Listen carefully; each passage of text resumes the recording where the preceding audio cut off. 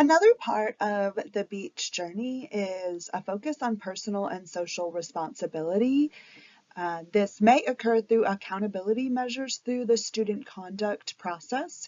If a student is alleged of violating a policy of the university or part of the community standards and the community living guide that all residents must abide by.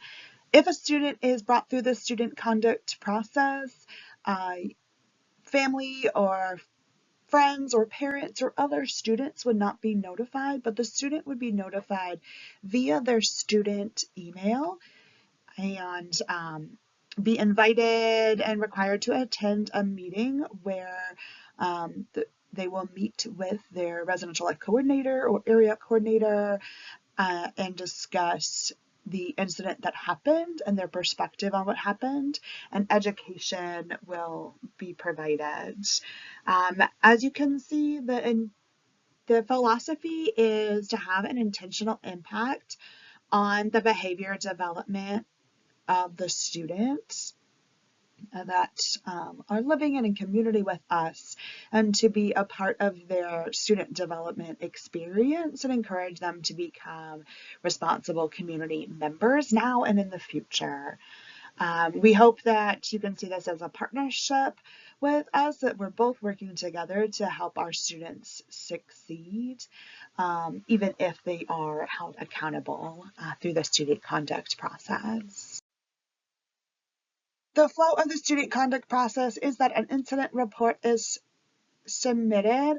This does not automatically lead to a student conduct meeting, but every incident report that's submitted is reviewed by the residential life coordinator, the area coordinator, and members of the leadership team, like the assistant directors and associate director.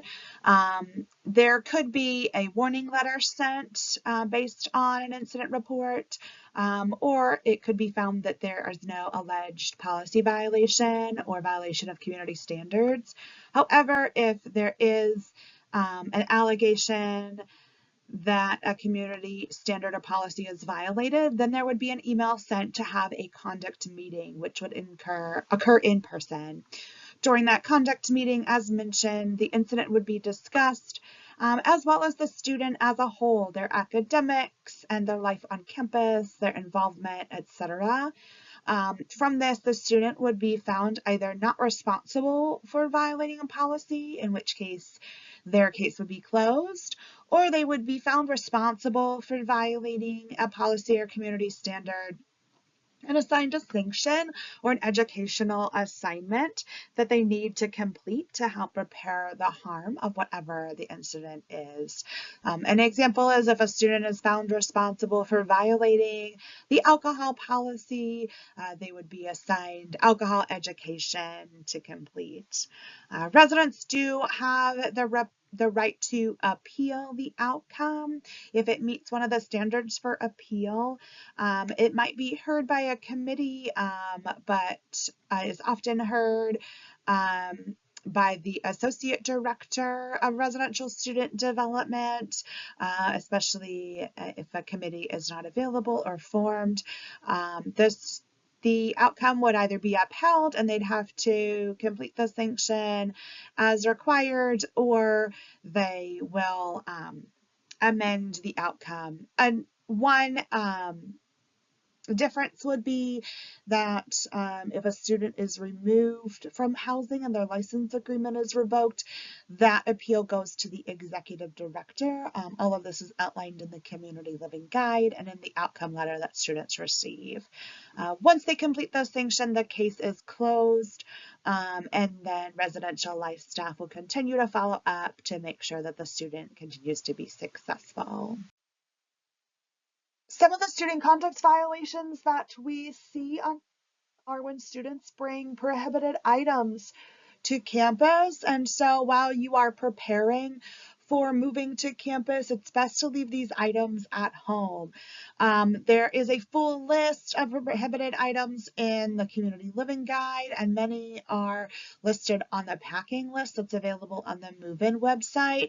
But some of the most popular ones we see here are electric bikes or electric scooters or electric skateboards, microwaves and refrigerators. Since those are already provided in the room, they cannot be brought to campus. Alcohol and drugs. Alcohol is not permitted for any student under the age of 21 per the law. Cannabis is not permitted on campus at all. If students are over the age of 21, there are restrictions on alcohol type and amount to make the most educational environment for everyone. And then candles and incense, things that are fire safety hazards. Wall tapestries is a fire safety hazard and one type of decor that we see as a common violation.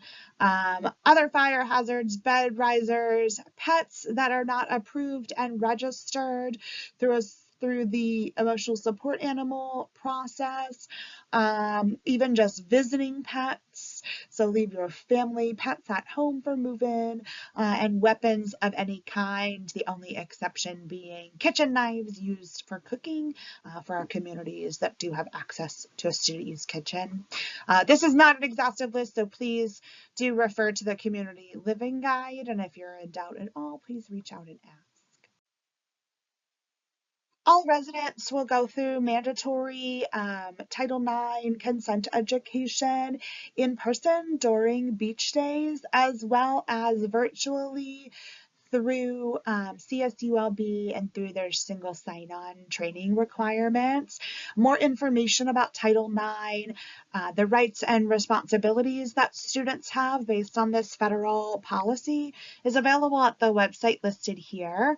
Title IX is a federal act and law that prohibits discrimination on the basis of sex for any educational program that receives federal assistance. And so CSULB, as an institution that receives federal funding, needs to abide by Title IX.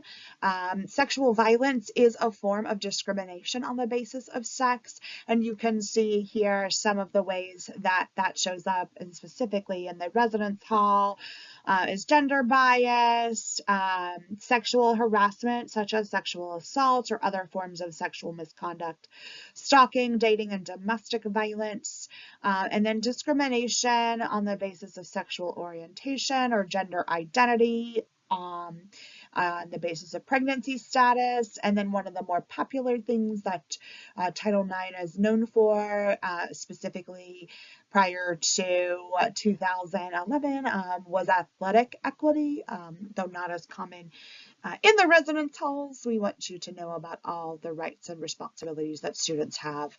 Also covered under Title IX policy is a restriction on retaliation for any good faith report made about someone's possible Title IX violation.